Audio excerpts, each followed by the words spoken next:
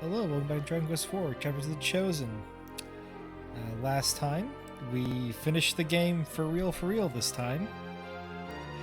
And all that's left now is every other little thing in the game that I Like didn't have a getting chance to Sorrow show to off. apologize, right, Sorrow? Nah.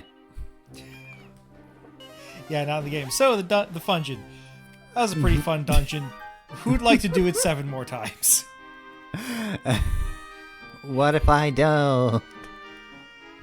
Except I did.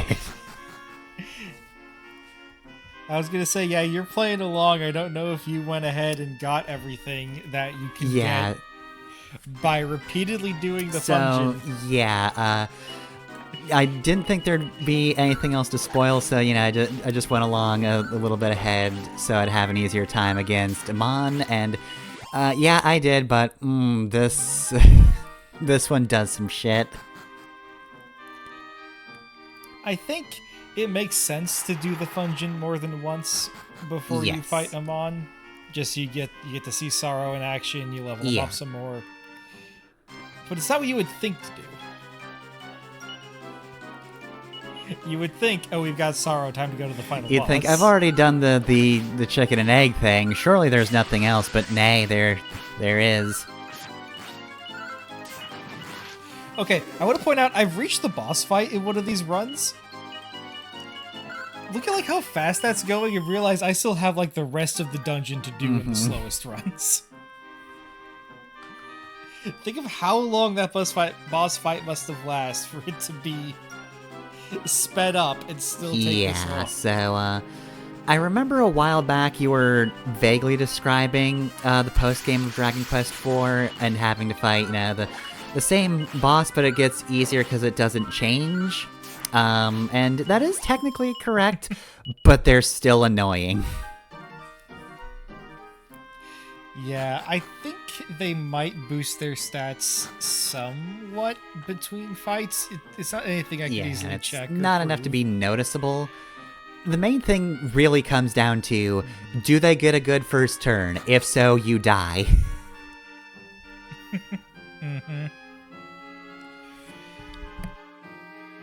Anyways, you may have noticed that 2 of these seem to be moving at around the same speed, and they're the shortest runs, which is why they aren't being sped up at all. Those were the runs that I did after a massive grinding jeez. session, because I decided I didn't want to try That's anymore entirely for fair. this boss fight. I did it legit too many times, so now I'm just going to overlevel and nuke them from existence. Yeah, I do kind of wish I had done that, but I also didn't want to bother with the super long grind session. Like, I don't got anything to prove, I just wanted to fight him on at a decent pace. Good armor, Well- and, like, slightly higher than I was before. Well, I didn't have to grind for very long. We'll see. But I'm getting to the boss fight in both of these post grinding runs actually. So let's see if I. One of them, I'm pretty sure I start with the strongest spell in the game. We won't get to see it in action too well, but it will be there. It'll also be there in full the non-com version if you hate yourself. Yeah, so I guess while we're on the side of this, I will say, I do like Sorrow as a playable character, and he kind of wound up being a replacement for Boria, sacrificing Accelerate for being able to survive hits.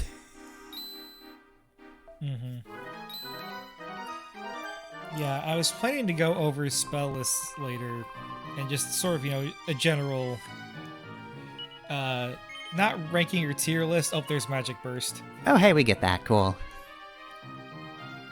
Yeah, Sorrow gets that. So, like, Magic Burst has, like, plot around it in Dragon Quest VI. It's, like, passed down by a specific group of people. So it's kind of weird that Sorrow knows it. And there, like, might be implications about that. Neat. But I think they just wanted to give him a powerful Yeah, probably. spell.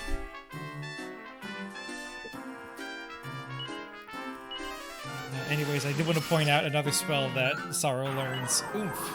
So yes, you can just replace Moria with Sorrow. One of the problems with Sorrow is that he does just end up replacing some characters. Yeah. Like I mentioned, he's about as strong as Ragnar, but has better, but like has spells. Yep. And better speed. So it's very much just there's no reason to use Ragnar once you have Sorrow. Yeah. It could also be luck, but I also felt Unless we Sorrow had dies. pretty good crit as well. Not quite Elena levels, but like more than most characters I had. He doesn't have a special crit rate like Elena does. Everybody's crit rate is the same except for Elena's, whose is better. Zara just has that cool factor that gave me more crits.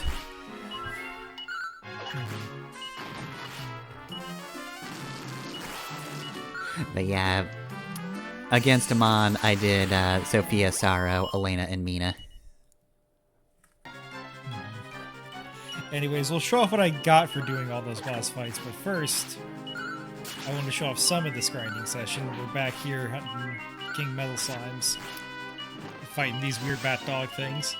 Also, I'm so mad because I learned that there's a better slime, like the platinum gem slime or something like that, in the Fungeon, and I couldn't fucking get him. Mm-hmm. I even cheated. I tried save stating. I couldn't get him. Anyways, you might have noticed we got a lot of experience for that. That's because I entered a times 99 experience cheat because life is too short.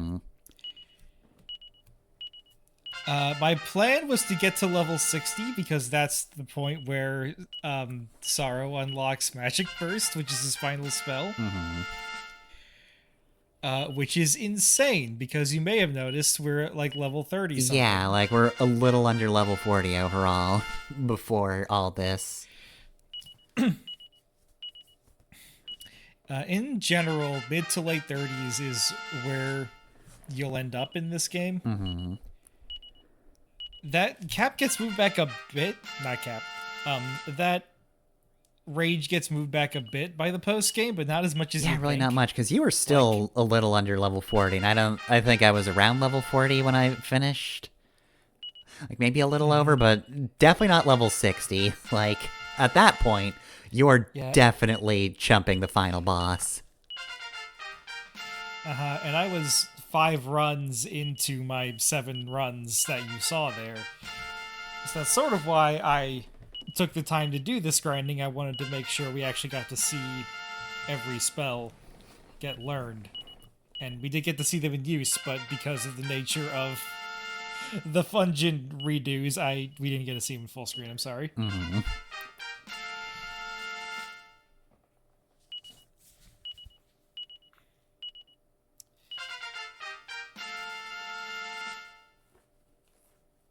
Anyways, we're going to hear those sound effects a lot. Oh, yeah. I hope you don't get bored of them. I will point out one downside of the platinum gems, or whatever they're called in the Fungeon. Most of the Fungeon, I think, limits you to 4 characters. Yes, so you won't get the full party. Might not level up. Yeah. Yeah, that's for your main team. I also did discover a nifty trick when grinding at some other point with King Metal Slimes that I don't think we mentioned. There is armor that does damage to the enemies if they attack that character, and I happen to have Ragnar in front during a grinding session, so like 2 King Metal Slimes killed themselves on attacking him. So that ruled. Yeah, I definitely use that armor, but I also forget if I drew attention to it. I definitely drew attention to Kirill wearing that armor that reflected spell damage. Yeah, that definitely helps. That probably would also work for the Metal Slime since they use spells. And I don't think reflect damage cares about defense. Yeah, doesn't care about that, doesn't care about evasion. Same thing for spiky armor. Truly. The King Metal Slimes are hoisted by their own petards. Anyways, while we're leveling up, I may as well explain what we're leveling up for. So, everybody's spell lists pretty much stops at the mid 30s or early 30s. Okay, that answers a question I had. Except for your main character and Sorrow. I already mentioned Sorrow learns his last spell at level 60 for some fucking reason. Your main character learns their last spell at level 50. Do you want to guess when they learn their penultimate spell? I don't think we've seen it so far, but I also could have missed it, so I'm gonna say 45. 39. Okay, so it wasn't even in this episode, it was before. You go 11 levels without learning a spell, and they're the longest 11 levels of your life if you don't cheat. Mm-hmm. But they're two last spells that we didn't get a chance to show off proper. Hocus Pocus, which just does a random effect. Oh yeah. Any effect. Maybe it will crash your game, delete your save, I don't know. And then level 50, they learn Giga Sword, which I believe I showed off in some of the fights, but it's not the biggest, most impressive thing. It's just a lightning spell that does a lot of damage. Mm-hmm. It's just stronger Kazapple, and it doesn't take everybody's turn. Okay, that's cool. But by the time you learn it, you don't need it. Yeah. Like, I could have gotten everything I needed from the function before hitting level 40. I don't know why they picked these levels. It's just to keep you going. So back to level up. And going. And going. But I can just go through Sorrow's spell list since we didn't get the most time with him. I talked about most of what he had when he joined. I did want to point out his physical abilities. Dragon Slash does extra damage to dragons. Hatchet Man will always land a critical when it hits, but doesn't hit very often. And then Harvest Moon is just a group targeting attack, which is super useful. But once he starts leveling up, he learns Oomph, which is why he replaces Boria. He learns Kazing. He learns Metal Slash, which does extra damage to metal-bodied enemies. He learns Cuthwack, which is stronger than anything even Kirill can learn, which is unfortunate.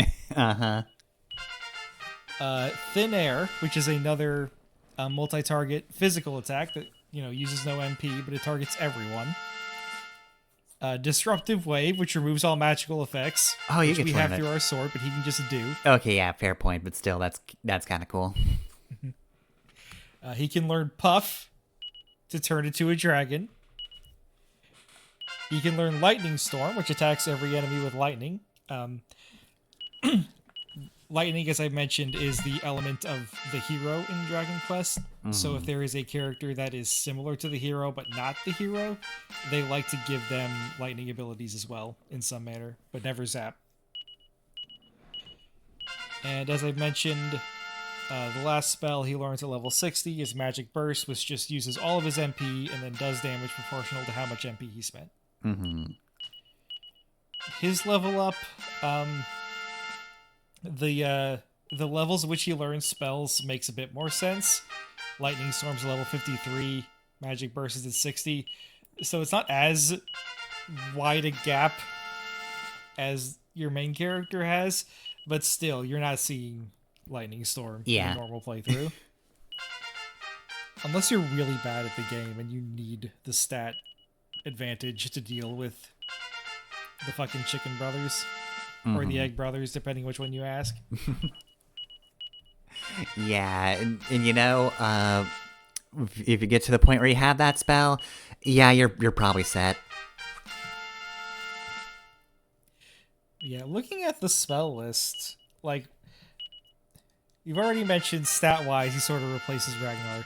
He has Oomph and Attack Magic, so he can replace Boria. He starts by But when he joins your party, he already knows multi-heal. And he learns a stronger whack spell. Kathwack targets all enemies, not just groups. So it's a good... If he learned Kabuff, he would just replace Kirill as well. Uh-huh. He doesn't learn Insulatal, so it's kind of... He's kind of in a weird place where, like...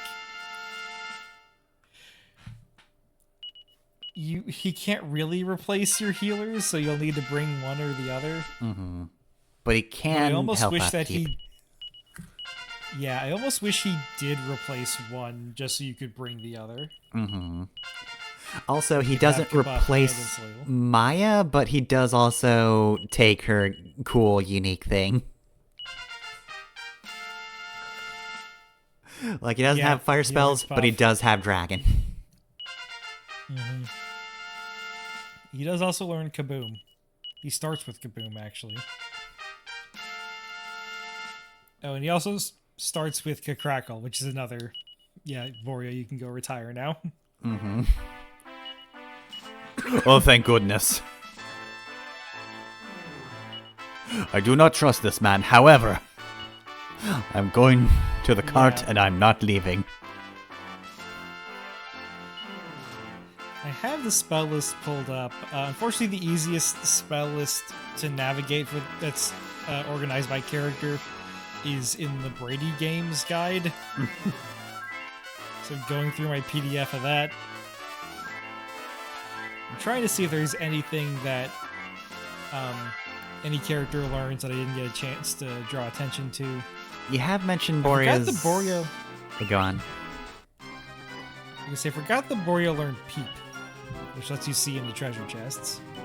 Alright, yeah. That never came up ever, but... Yeah, in later games, that would be something your hero learns, because you're always going to have your hero, and it's just a utility spell. Yeah. I would have thought Tornica would know that. You'd think. But yeah, I was gonna mention that Borea does have Accelerate, and that's sort of helpful. It did help with the Chicken Brothers a little bit, but also turn order is still kind of a mystery even when you do have Accelerate. And you can kind of ditch Accelerate because eventually you just learn to deal with things and kind of preempt everything. Mm-hmm. It's not There's Giga Sword. perfect. Also nice. It's So, not yeah, perfect, and you might have to end up omni-healing as a panic button a little more than you might like, but it's definitely possible to survive without Accelerate. Mm-hmm. Really makes you appreciate how Final Fantasy does turn order, huh? Uh-huh. Like, ATB has its own issues, but, like, it's nowhere near as opaque as turn order in Dragon Quest. Who knows when anybody is going? Yeah, like, at the very least, Elena pretty consistently went first because her speed's ridiculous, but other than that, anybody else could go in any order. Mm-hmm. And even then, I feel like they're doing some sort of formula to make it so the fastest person doesn't always go first.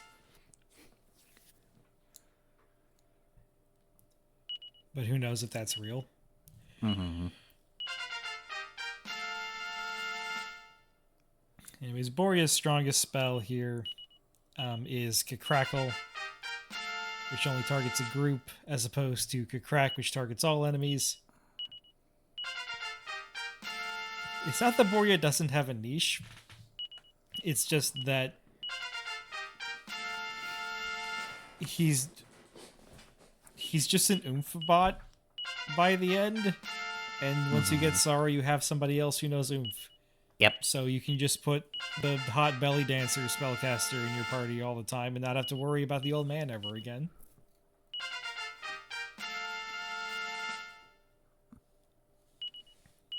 Looking at Kirill, Kirill has an incredibly good spell list, even though it's shorter than Borea's, but like almost everything has a role, has a purpose. Mm-hmm. Were you going to say something else about Borea?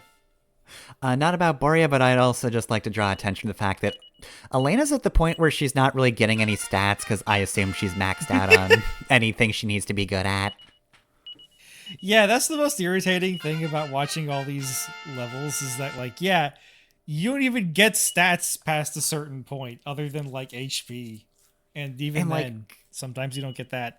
Elena's crit caps out way earlier than level 60, right? I I forget the think it's around formula. level 60. Okay. At I least forget the she's getting formula as something well. for that. But Yeah, I forget the formula as well, but don't worry. You should not be trying to cap it. Elena crit equals good. That's all I need Mm-hmm. to know. It's followed a weird arc too, where in the NES it was her level was used in the formula, and then in later releases they cut that to 3/4 of her level, but had her cap at the same level. In the most current releases, she caps at the same crit rate as the NES version, but it's at a higher level because you're only using 3/4 of her level in the formula now. Okay. So I think you have to get to like level 81 or something to cap her crit rate. It's stupid. You would never do it. It's so not needed at all. Anyway, since I'm going down just the list, I guess we should at least mention our physical fighters because they're really easy to get through. Ragnar, higher HP, higher attack, but more expensive to keep up because he needs equipment to make the most of his stats. Elena, um, higher base stats, really fast, has funny crit rates, has access to equipment that lets her attack twice, but lower HP, lower defense, doesn't have enough equipment to keep her as powerful in the end game. So it's just a decision of like, if you don't want to spend money on Ragnar, just use Elena. Mm-hmm. Anyways, on to Kirill. Kirill is not a very flashy spell list, but almost everything in here is useful. He learns 2 moves that prevent groups of enemies from attacking, which is very useful early in the game. He learns revival spells, he learns multi-heal and Kabuff, which are the 2 things that make him the most important. Also, I read mid-heal on this list as Michael, and was wondering what the hell they were talking about. Get him, Archangel Michael.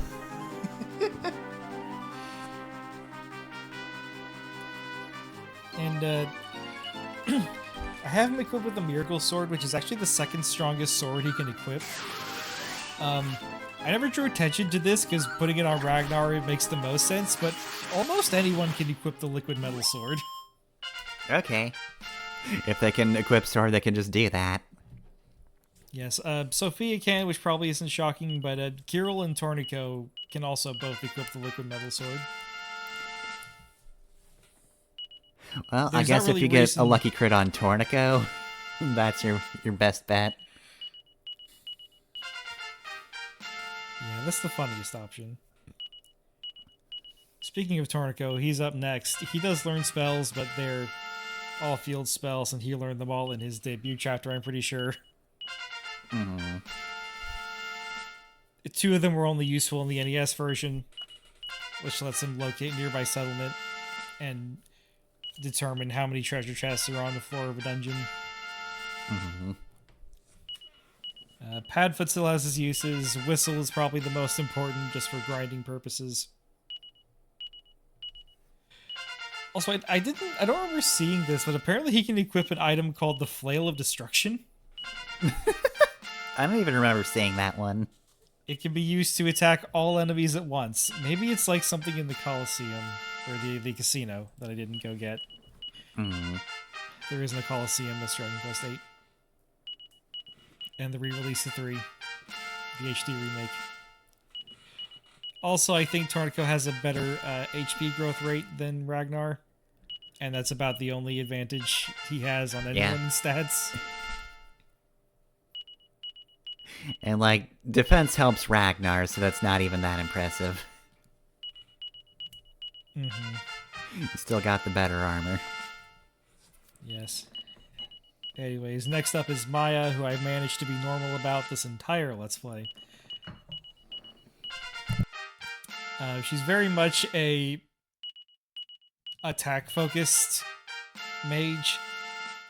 Compared to Boria, who learns quite a few supporting spells and some field spells.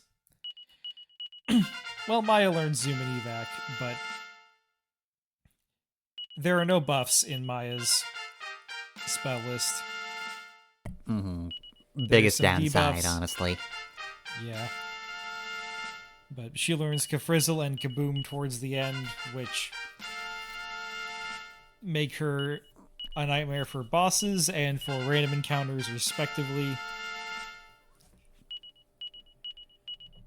Puff is there if you're into that, I guess. I can't imagine why you'd do it tactically, so I'm just assuming Yeah, you have I've other tried a few reasons for using times, Puff. and it's okay if you want to stop thinking about what you're doing with Maya for a bit, but it's really nothing you couldn't just do with her regular spells, more or less. Like, I think people can still attack her, so, like, there's not that much of a point to turning into a dragon. We'll get back to Maya in a second, but here, I have encountered a problem that maybe you might not realize will be a problem. I was planning to just get to level 60 with Sorrow, but then I killed I the King believe I Metal remember Slime you talking about this. Oh my god. with times 99 experience. So everybody's hitting level 99 now. Genuinely Oh, wasn't my boy. intention. You can already see me See going you really mashing. fast. Oh no, oh no, oh no. I will admit I was scrolling through. There is one point where I stopped mashing through the text boxes for a while, and I think it's because I'm trying to like decide if I should just reload my save and not just scrap the recording. And the answer, of course, is fuck no. Yeah. You already did, like, what, 3 battles before this? And that's so much. I mean, I already, like, I knew from the beginning what I was going to do for the extra Fungeon runs. So I was like, they're not going to watch. No one's going to care if I cheese the last 2 dungeon runs. You've proven you can defeat them repeatedly. Anyways, to And contrast... frankly, I feel like the Fungeon deserves it.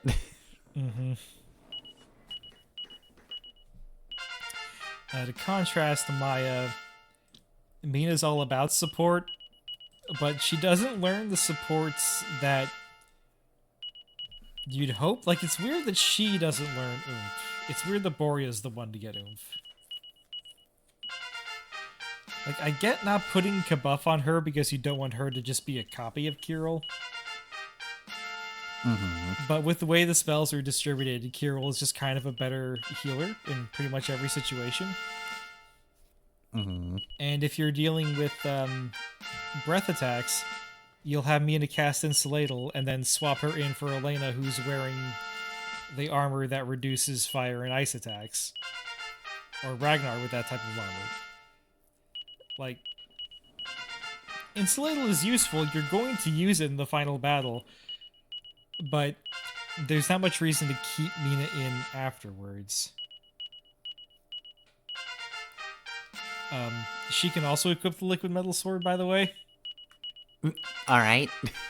Remember... I guess could do that. Yeah, remember, healers in Dragon Quest have decent attack stats.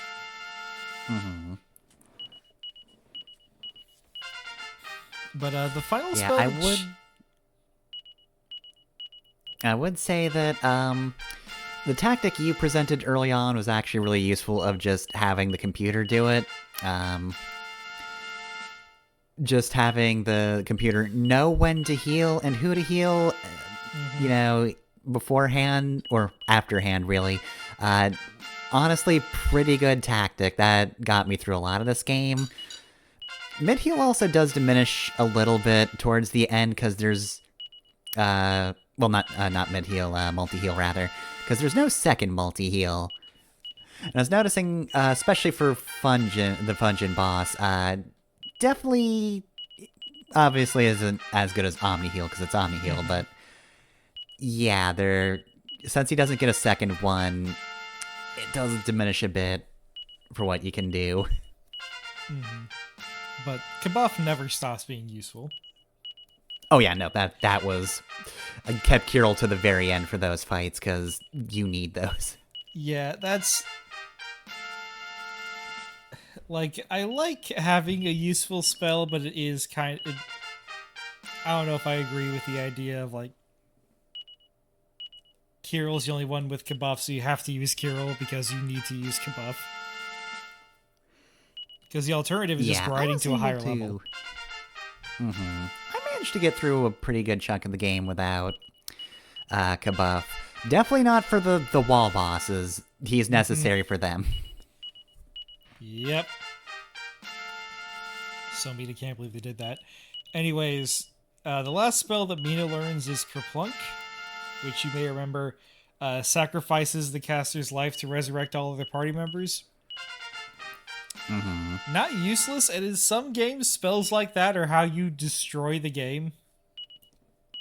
Uh-huh. But this, if there is a way to do that in this game, I'm not aware of it. So she's left with a revival spell that you're very unlikely to be in a position to use. Only thing I can think of offhand, if you have her in the wagon and 3 party members get taken out, you can swap her in for the 4th party member and just have her do that immediately. But I'll be honest, I'm pretty sure that happened to me during this Let's Play, and that never occurred to me to try that, because I'm just so averse to using moves like Kerplunk. I actually had a situation where that might have been useful, but I don't remember if I had it yet, and if I did, I forgot about it. But, like, in one of my first attempts against the Fungeon boss, I did almost have a really cool end to it, because I took out one of them, but most of my party was dead, and it came down to Ragnar, and unfortunately, he didn't quite get there. Damn. I couldn't have been far off of beating him, but... That's actually pretty wild, because that they took out every other party member? Yeah. You didn't have anyone They in the mostly wagon had some- left? Well, everybody came from the wagon, and then, unfortunately, they didn't do much better. Right, I forgot. Yeah, when everybody gets wiped out, the wagon crew just steps up automatically. Yeah. That happened to be more on my first playthrough than on this playthrough, so I forgot that was a mechanic. Yeah, it would have been useful, but again, like, I must have been close to killing, I think it's Chow Mein is the muscle dude. But yeah, unfortunately, I just had a really bad run when they were both alive. Yeah, these... I fucking hate those two. Yeah, I get same. I get they're wacky on purpose, but I hate that they're wacky and just keep beating my ass. It's like, Anyways, who do you think you are? what I keep trying to say is that the one advantage that Mina would have over Kirill is that she does have attack spells, but they are the wind spells, and they're not useful. Yeah, they're not great. Like, you wouldn't want them to be as useful as, say, Sizz or Crack or Zap. You'd want them to be weaker, but they're, like, too much weaker. And it's not like elemental weakness is a thing in this game. So there's no one that takes more damage from wind spells. Yeah, and they don't, like, have a low attack power, but do actually get to attack entire parties. No, that's just the boom line of spells, and they're just strictly better. Right. They do all attack groups, but you would hope at some point they would upgrade to attacking all enemies, and it never does. Yeah. That is the one thing. Focus on healing if nobody's healing. It'll just assume, like, oh, you want to use attack magic, right? It's like, not really.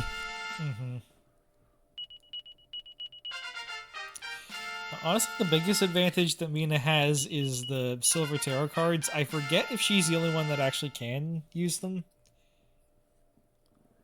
But the random effects from the deck of tarot cards are fun to use. I didn't use them a whole lot in this playthrough. In my first one, basically every fight she was in, I just opened with a tarot reading. Mm-hmm.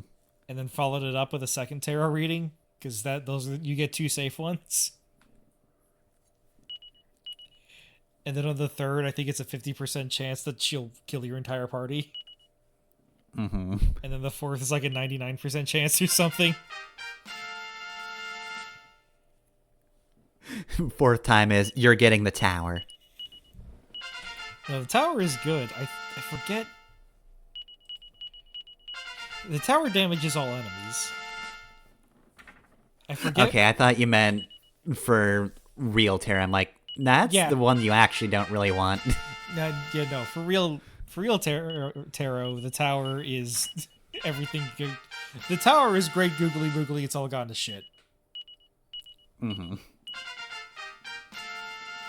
Oh boy, we're not even a fourth of the way through these levels. You're almost there, Sorrow. You're so close. So I don't want to spoil unrelated games in this game, but Sorrow does remind me of a certain character from another video game that has Toriyama art. Mm-hmm. And they fulfill certain similar roles that I really like. Yep. One of the coolest parts of that game, too. It's also just like everybody compares Sorrow to Sephiroth, but I would compare him to that other character first. Mm-hmm. Even though, like, for as much shit as we give Toriyama, they don't actually look that similar besides the ears and the Oh, no, they hair. don't. Well, even the hair is different, because, like, that other character has a ponytail. Yeah. I keep saying that other character, but I'm describing him in such a detail that, like, you know who I'm talking about by now, probably.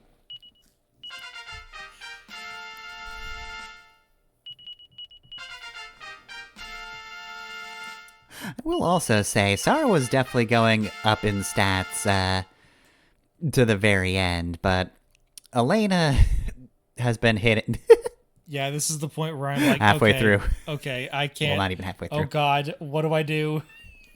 This is still happening. But yeah, like, Elena capped out a while ago in anything she actually needs. Mm-hmm. Oh right, that's what I did. I figured out how to speed up the emulator. Fucking Toby Fox ass joke. You just see the FPS come in. I couldn't even be bothered to do this in post.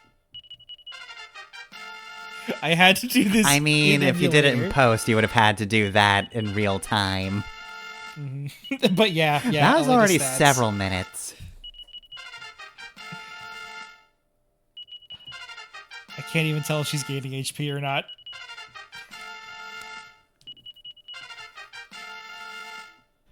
I think so, because it's like not like she's gonna be gaining MP. Up to 4 times speed. And that's as fast as it goes. Please, faster.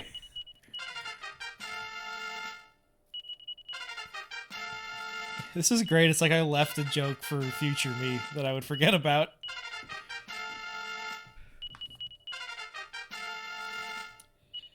Yeah, I'll admit, now that we're going 4 times speed, I don't know how much longer we have.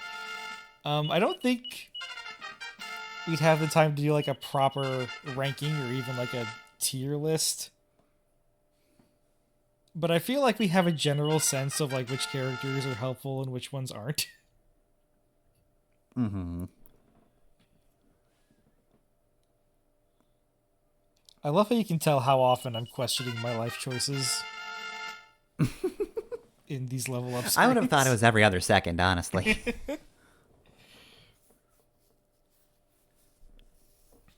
God, I'm just really trying to think, like, is there anything else I could do to make this go faster?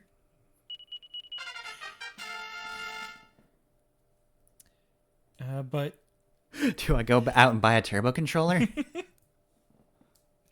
just cuts to live action footage of me driving to my local game store.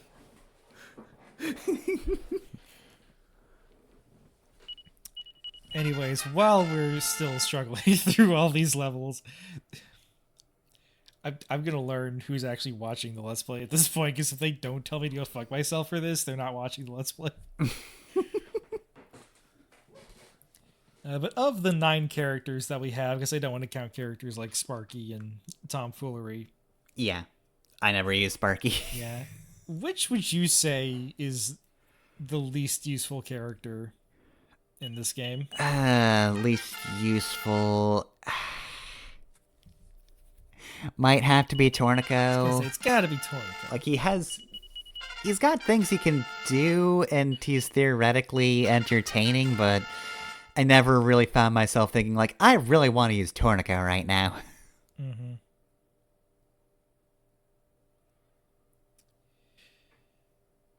Anyways, I mentioned several while we're talking about Tortico. I mentioned several times that he can summon a merchant army. He can only do that in the NES game. um. Okay, so I definitely didn't miss anything by not using him then. Yes. Other things he can only do in the NES game is cover an enemy's mouth, preventing them from casting spells. Why would they take away that ability? That's so funny. Absolutely wildest. This doesn't spend Tornico's turn. Just anytime an enemy casts a spell, there's a percentage chance that Tornico will run across the battlefield, shove his hand over their mouth, and then run all the way back, and then do his turn normally. Okay, I could see why they wouldn't want it to be a passive, because that is kind of broken, although, honestly, giving him a passive kind of rules. Yeah, I kind of wish that they had kept stuff like that, because, like, it would make Tortico worth using, and it plays into the whole, like, Tortico's a second run character. Like, you've done your run where you figured everything out, now you're just fucking around. Also, the funniest thing, this can work. Do you remember one of the attractions at the casino where you bet on monster fights? Uh-huh. Tornico could It do can that. work there too, huh? Yeah, Tornico could do that during That seems illegal. Yeah. That should happen, and then you lose your bet and you get thrown out.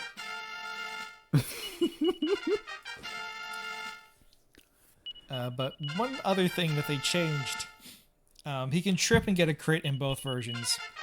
Something I didn't realize in every version past the NES, whenever he trips, the... Excuse me, let me make sure I'm reading this right.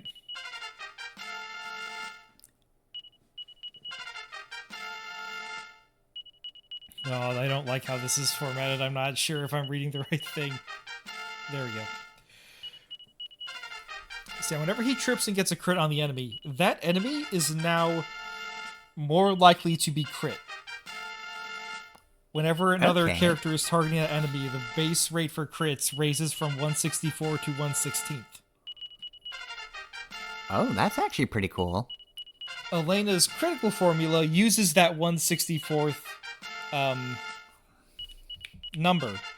So that also gets raised to 116th. So if you're fighting, say, the final boss with Tornico and Elena, and Tornico trips and lodges his sword into the enemy, Elena will now just completely fucking annihilate him, because she will be getting so many crits. That rules.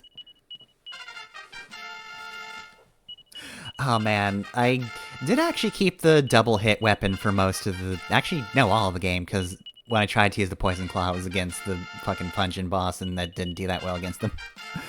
But, yeah, no, if I had a chance to crit fish with increased odds, that would have been amazing. Mm-hmm.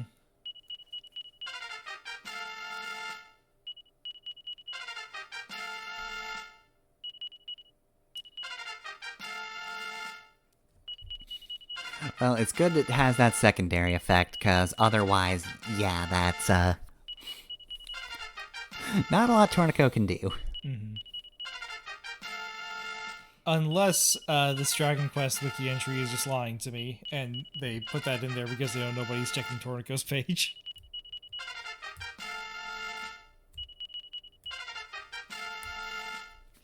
Because, yeah, I did pull up the formula. The formula doesn't use that 164 number, so I'm not sure how it would raise Elena's critical hit, but I'll believe that it does. The actual critical hit rate for Elena is 3/4 of her level divided by 256. In the Nintendo DS version, this caps at 18.75% at level 64. In the cell phone version, it caps at level 89 with a rate of 26.07%.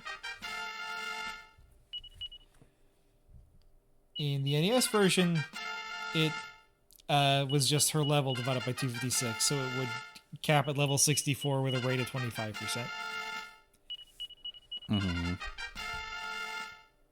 Which, shame you can't get that to like 100 or anything, but also every 4 hits having a critical in it's pretty useful considering how rarely you actually see crits in this game.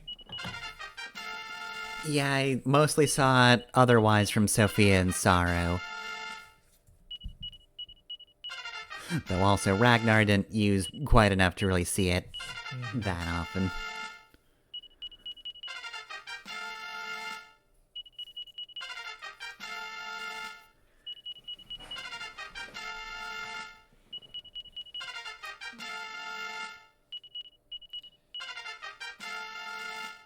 So anyways, having done your own playthrough, and having watched my playthrough, do you have any criticisms for the characters that I used?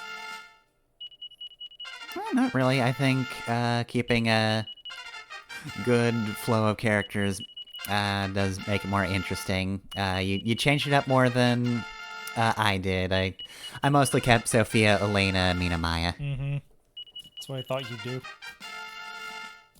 Yeah, I'm predictable. It's an RPG where I can play with a party of all women. You don't get to do that quite as often as you might think.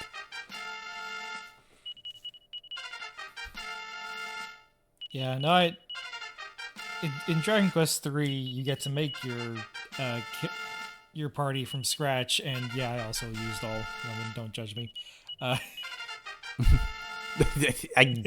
You just heard what I said. I wouldn't. When you do it, it's gay, so you can get away with it. When I do it, I'm just being a weirdo. Anyways. Just Marge holding up a potato PNG. I just think they're neat. You just like the way Toriyama draws women. I think in the HD 2D re-release, you can give every character big floof hair, but I might be misremembering. The hairstyles are determined by class, but everybody gets 4 options instead of the 1 in previous releases. Though, those designs are pretty iconic. Oh yeah. You can't just use the old designs. The originals.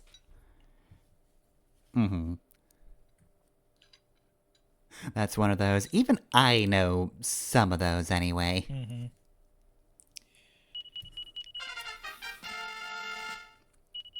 Should play Dragon Quest 3 at some point.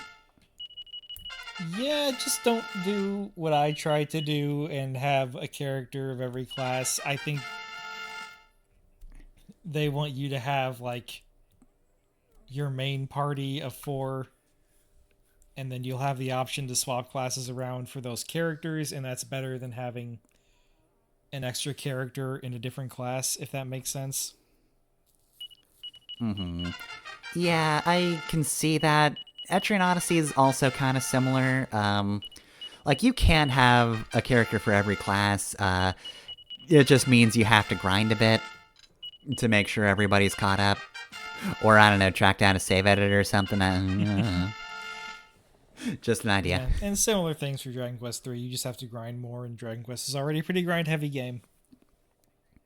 The main thing, and I won't spoil exactly what this is for, you do need to have a merchant at one point. It is the only class you are required to have in Dragon Quest 3. And that character will leave your party for a while. Okay, and their level doesn't matter. You know what? I don't think it does. I hadn't thought of it like that, but yeah. So you could just make a merchant when you get to that point. Cool. If I ever get back to Dragon Quest 3, I'm going to just keep with my bad idea. And I guess I just won't bother with All Trades Abbey, because, like, what have I done? I've made it so that I can't swap classes around, because they'll have to swap everybody's classes around. Everybody's got to play musical chairs with the classes, or else we're going to double up and someone's going to be useless.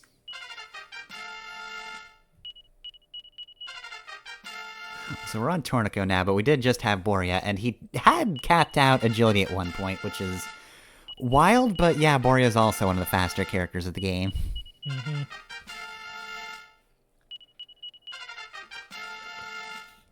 So if Tornico's the most useless, who's the second most useless? Oh, see, this is the point where Yeah, is it?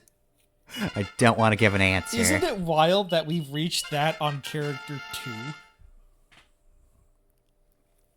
Yeah, like everybody else has their utility. I think it's just whichever physical character you don't wind up using. Because it's kind of hard to use Sophia and 2 pure physical units, so like... I don't want to say Ragnar, though. I do like Ragnar, and he's definitely useful. It's just, you know, I prefer using Elena, because I like the crit-heavy characters, and also the double attack was kind of cool, and I enjoyed using that. I probably would have said Mina. For, like, reasons I've been talking about. Kirill's role... I don't know what you just, like, moved, but it sounded like you just picked something up to hit me with. I was just taking a drink. Okay. I think that Kirill's in a better position healing-wise. Kabuff is indispensable. And, yeah, Insulatal is useful, but you're mainly just going to have her cast Insulatal and then swap her out for a character you can actually use afterwards. Like, more useful than Tornico, but there's a reason that Kirill pretty much never left my party once he learned Kabuff. And admittedly, in the NES version, you'd probably be better off taking around your AI character who won't waste MP on whack and thwack constantly. Yeah. I will also say she does have a high MP pool, which does help. She's usually better for, like, long-term surviving in dungeons, because, weirdly enough, there aren't that many dungeon bosses in this game, so, like, you want MP so that you can restore kind of frequently throughout a dungeon. Yeah, isn't that odd for a JRPG? Yeah, that is honestly one of the biggest surprises. Final Fantasy will throw bosses at the end of dungeons that don't even make sense. Yeah, sometimes they're just there and it's like, okay, yep, there's the big monster who's there because it's the end of the dungeon. Hear of a lightning whelk? Here's Ogo Pogo, we're going to advertise the game with this guy. Don't reference... Who was he? Some random and... Don't reference specific things, you also have to put images up. Viewer at home, just Google Final Fantasy II magazine ad, and then remember... Just try to remember who Ogopogo is without looking him up.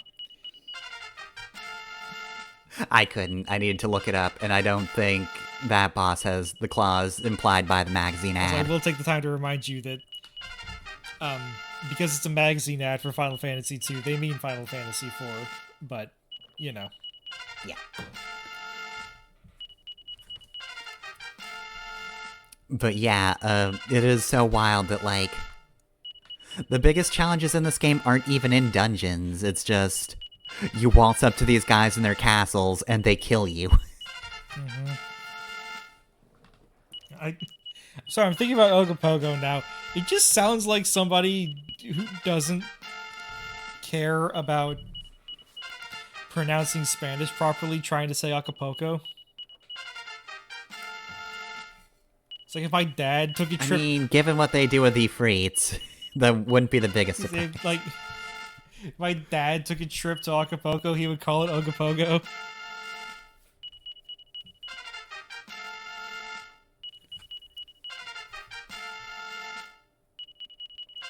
Also, I pulled up the sprite again, because, like, at first I thought it was like a tentacle monster, and then I saw the face, like, oh no, it's a dragon. But now I'm looking closer, and I don't see dragon claws. Yeah, it's just a noodle dragon. It's just a recolor of Leviathan who is oft noodle. I thought this was a Shenron, but no, this is a Seadramon.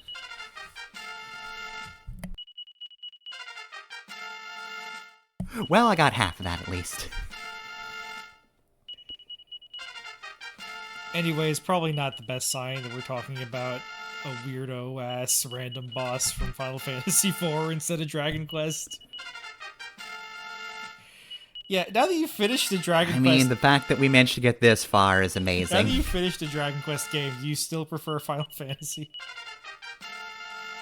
Yes, but I still see the appeal of Dragon Quest. I think it's sort of that medieval fantasy feel, but like with a twist. It has its own personality, other than just sword and sorcery kind of thing, which is the only thing I do kind of like.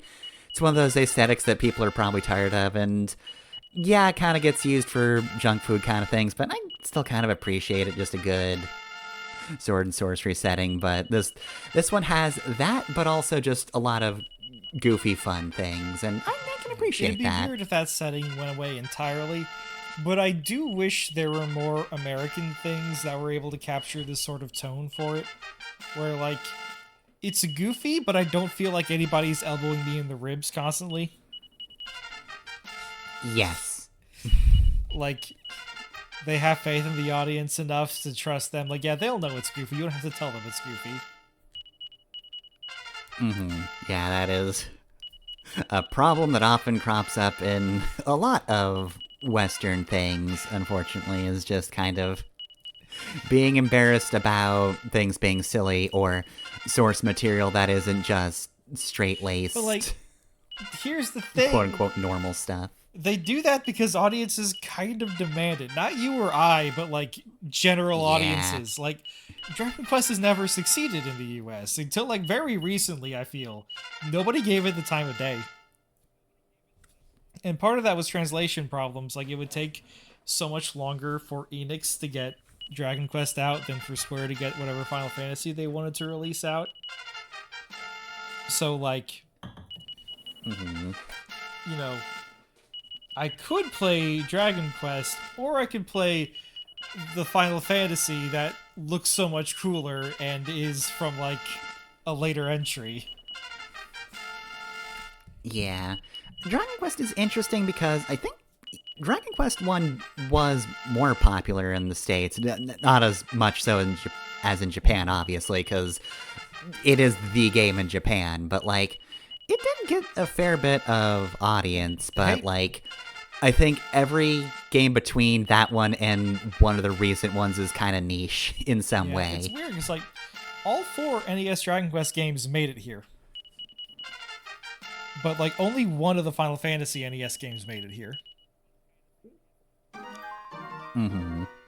But, like, once they released Final Fantasies 4 and 6 in the US, like, it was over. Dragon Quest V is one of the, like, greatest games in the, like, Japanese video game canon.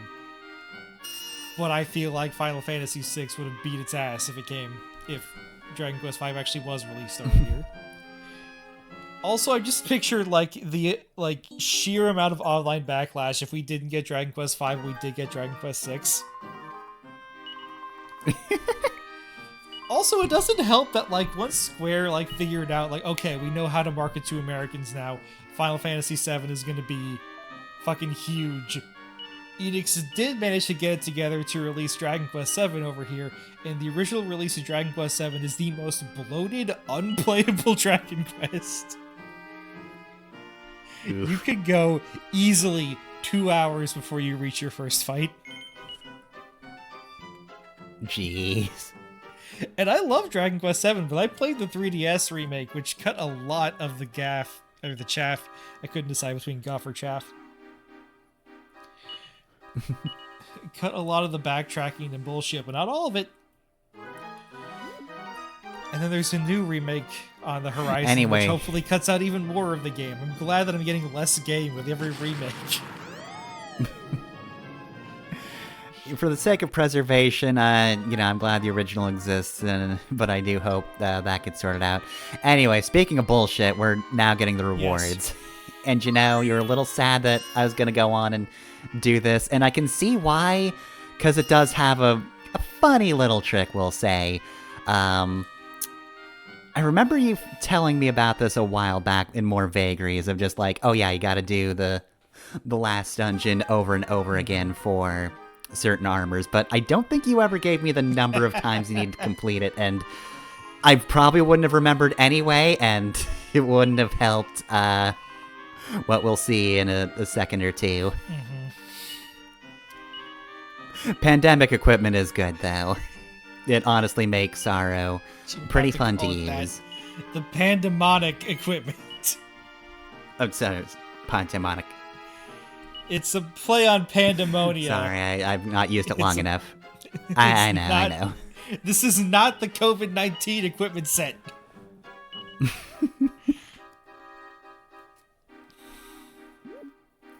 Anyways, the pandemic sword drains HP. Does anything else have special powers? Pretty much everything has effects. It's similar to Sophia's armor, where it's just like you no longer get hit by this and that. Fewer status effects, though not super useful because I don't think Amon has that many status effects. One of these gives you immunity to instant death, and like, who uses instant death at this point? Yeah, you've already hit all of the mimics at this point. But yeah, the Zenithian equipment is in every game in the second trilogy of Dragon Quest, but what it does changes from game to game, and I can never keep it all straight. In this game, I think only the Zenithian sword can be used as an item, but by 6 they can all be used as items. I think in 6 the helm can cast Kazap or something wacky like that. Alright, so we only have one more piece of armor to get, right? Yeah, we just gotta come back for the helm. Yep.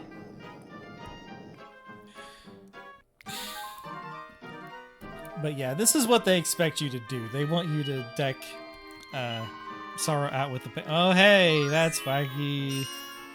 You got the boxers. Yeah, so at this point, my response was, oh, go fuck yourself. Did it this many times. I thought maybe you would just get the sword and be out.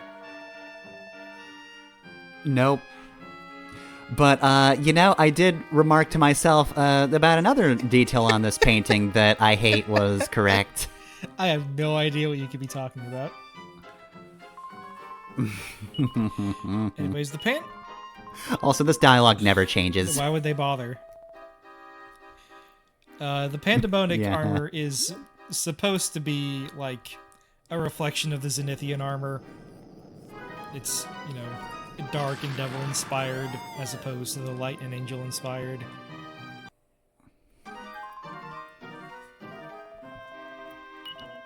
But because it's only in this game, it doesn't get as much of a chance to shine. So at this point, I pulled out one of my favorite Alfred quotes. I'm going to kill you, and then I'm going to kill you again. For some reason I thought you meant Alfred from Batman at first. I don't think he says that. It would be funny if he did, though. Now I'm thinking of that one comic where, like, somebody breaks into Wayne Manor and he shoots them with a gun with a rubber bullet. And Bruce is trying to talk him out of keeping guns in the house. And he's like, I'm a frail old man. I need to protect myself, and I can't do it the way you do. And then Bruce says, like, a gun killed my family, and you're keeping one in the house. And Alfred goes, I'm actually keeping several, and you'll never find them all. Anyways. Oh, we got the helmet instead of his dick. Okay. Well, that's good. I just noticed the ears. This guy kind of looks like Sorrow with Rose's hair. This is their son from the future. Yeah, we just stole his armor, and he's about to get killed in battle. Anyways, we're done, right? In a future Dragon Quest game, we have to take the pandemonic equipment from this Sorrow, and then he dies against Amon. Anyways, is this where you stop, then? Yeah. Well, you're a fool. There's still things in that painting. Everything in that painting can be brought into the real world. Okay, you just got the guy then. You're saying that like a huge side quest in this game doesn't revolve around getting guys. Oh my fucking god. Load up the emulator. You're not done yet. You're not done Nah, I'm yet. good. I'm good. I'm good. Anyways, this dialogue is new. We'd love to give you a reward, but there's nothing left. What the?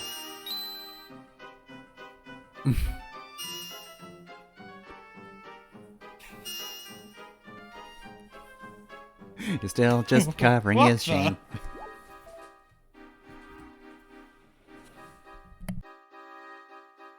Alright, well then.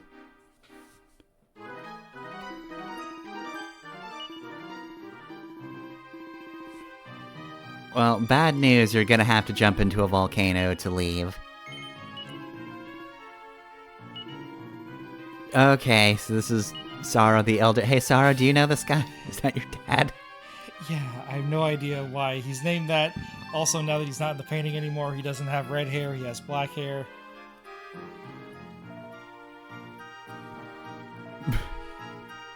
Sorrow's just like, I'm not going to mention anything about that. I know he said Sorrow. I don't care. I have nothing to do with He introduces this. himself as Sorrow. They all look at our Sorrow. He goes, I'm not affiliated with him. I don't know this man. Shut He's up. in the Leisbergs. Let's go check on him.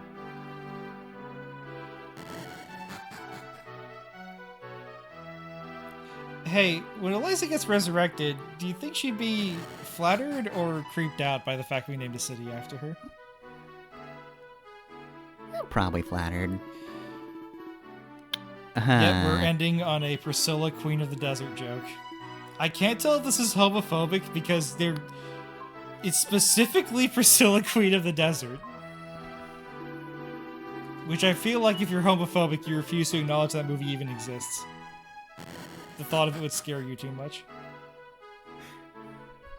Mhm. Also, Yeah, I'm gonna say, no regrets about missing yeah, that. also fucking no idea what the joke is in the Japanese version. But that's it for the bonus episode. I hope this was listened. The Aristocrat. We didn't even really get to go up the list because kind of made my point. Tornico is the worst character and everyone else is too useful to really be considered bad. But we're just gonna sail out. Mm-hmm. Elena was my MVP. We're just gonna end with Sophia sailing over the ocean to get away from the possibly queerphobic joke.